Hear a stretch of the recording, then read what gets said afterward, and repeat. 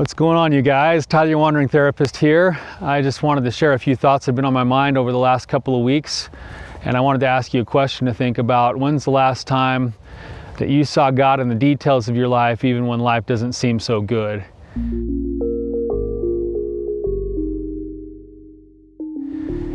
We've had some challenges at my house this last week. My daughter, Madison, she ended up blowing out her ACL in her knee, and she's going to have surgery tomorrow.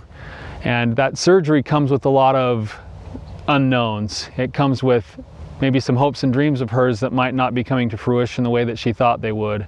She's been running in high school. She's a pretty good runner. She's been contacted by some colleges about running for them in college on scholarship, and now all of that's up in question. And she's kind of feeling the press on that. And we don't know how it's all going to turn out. And it made me start thinking and having some discussions with my wife about the things in our lives and the challenges in our own lives that have played out the way that they have, and finding that somehow God's in the details of those things. And I'm not one to say that, God comes in and makes us have terrible things happen to us. I don't think He smites us down. I don't think that's like some type of justice thing. I actually just think it happens to be life. I believe that we come to this life built for struggle, and in those struggles, depending on how we choose to look at them, we end up either becoming resilient and we grow, or we end up becoming miserable. And ultimately, the power lies 100% within us and our ability to choose how we're going to see it. And as I was talking to my wife, just remembering a couple of things, I just wanted to share a few experiences from my own life that illustrate the power that I believe God has to make something good out of something bad. And the first one that I was thinking about was the way that I met my wife. My wife is a really good college athlete, really good athlete, and she was looking at going to play college softball in her home state where she grew up in Georgia, right at the end of her high school career. And right at the end of her high school career, she was in a car accident where she ended up breaking both of her femurs and her arm and her collarbone, and wasn't really supposed to be able to walk for a year. She was in the hospital. She's lucky she survived it. And somehow she had a miraculous enough recovery that she was able to walk, and she was able to go to college, but not able to play softball. So the original college she was going to go to didn't offer her the scholarship, and she ended up traveling all the way across the country to a school called BYU Idaho, where I happened to be going.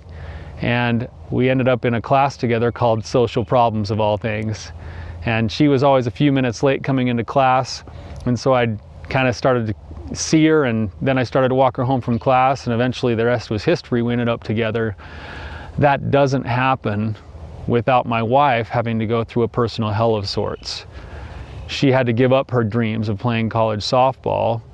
She had a total detour in her life where she ended up all the way across the country at a school she didn't necessarily totally want to go to, but that was the best option for her. And in that process is the way that we met, and have since gone on to a 20+ year marriage with 4 kids. And I believe that God helps make those things beautiful even when we struggle. I believe God's in the details of our lives. Whether we see it or not is a different thing. I had a really cool experience happen a couple of weeks ago, and I've got permission to share this, so I want to share it with you. But I was working with a couple who was having a really hard time, and in a session, and it was a really tough session. There was a lot of conflict, there was a lot of struggle. At the end of the session, I challenged both of them to pick up the Book of Forgiving by Desmond Tutu, which is a great book, you guys. Recommend it to anybody. And in the book, I challenged them to pick that up and to read it over the next week. And so the wife of this couple that I was working with, right after our session, went out and got the book, and she started reading it. And one of the first challenges in the book is that you're supposed to go find a little palm-sized stone, and you're supposed to hold that rock and assign your resentment to that rock, and then hold the rock for a period of several hours. Well, this woman read that chapter, and then she started walking, went for a walk, and a 3-mile walk around the lake that she lives by. And on her walk, as she was walking along the shoreline, down in the sand right along the water, there was a tiny little rock, black rock, just straight black rock, and she walked over to it, and she picked it up, and it was just the size of her palm. And when she turned it over, there were some words written on it in permanent marker.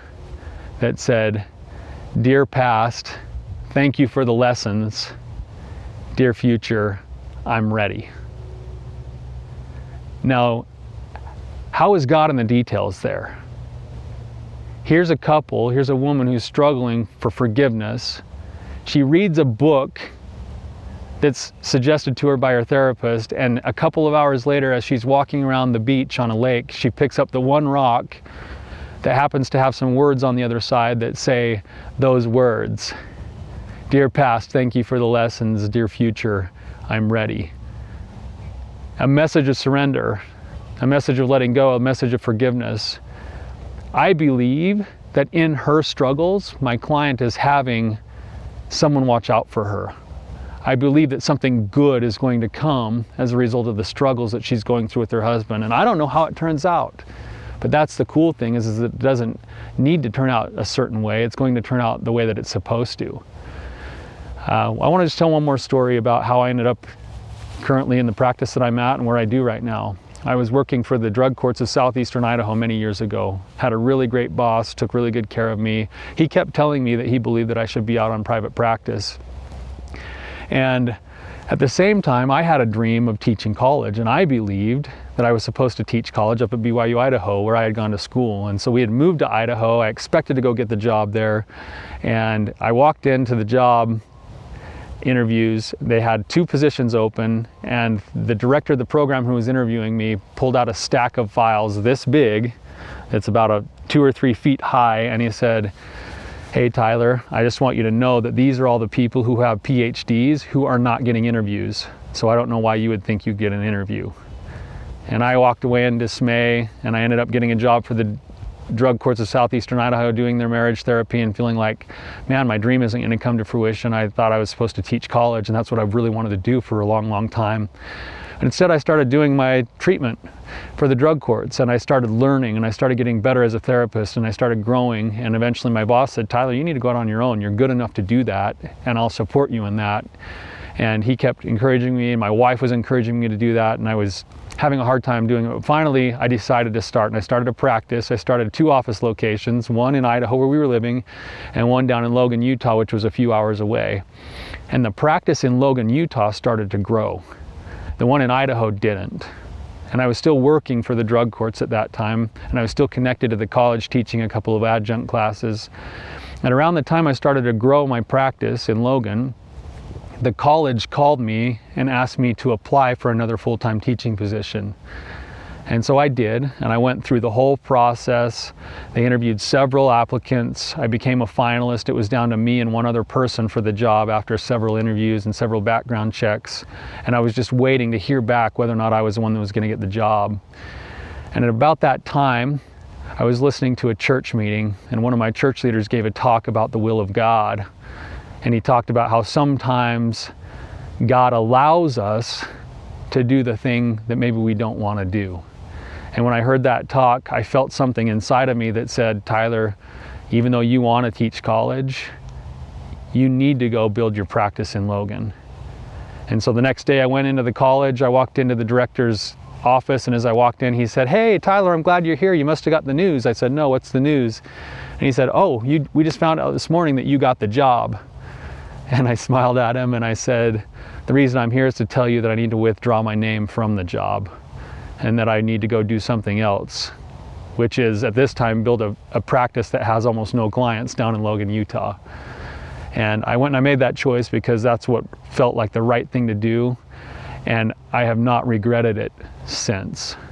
It's currently the reason why I'm the wandering therapist. It's currently the reason why we have a practice that's growing in Logan, and why I'm doing what I feel passionate about in helping people live wholehearted lives. That only happens, I believe, as we struggle, and then as God makes more of us than we could make of ourselves. And so I'd challenge you guys to think about that in your own lives. What is the meaning inside the struggle that you're having? How is it going to end up being a beautiful thing? Sometimes when it's dark, it's hard to see that, but I want to tell you that it's possible, and that with the right attitude and with the right eyes to see, so to speak, you can find that there's going to be an immense amount of growth, a deeper amount of peace, a greater level of confidence in who you are, and a deeper sense of connection to your higher power. So hope you guys have a great day. We'll talk to you later. Thank you so much for being here with me. If you found this to be valuable for you, please hit the like and subscribe button. If you're facing particular struggles that you need help with or roadblocks that you're running into, please submit a question. I'd be happy to answer it for you.